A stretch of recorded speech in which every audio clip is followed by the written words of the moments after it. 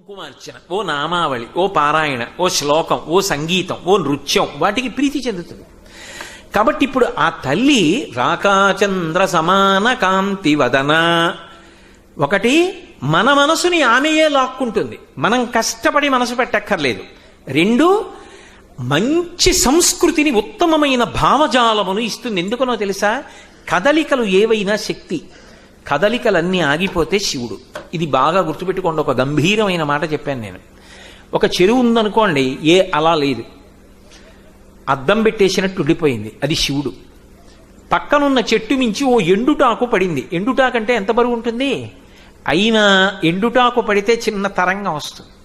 ఆ చిన్న తరంగం వచ్చిందనుకోండి, అమ్మవారు వచ్చింది. కదలిక, కదలికలన్నీ అమ్మవారు, కదలికలు లేనితనం అయ్యవారు. కదలికలన్నీ ఉండాలి ధర్మం. అందుకే ధర్మిణి, ధర్మవర్ధిని,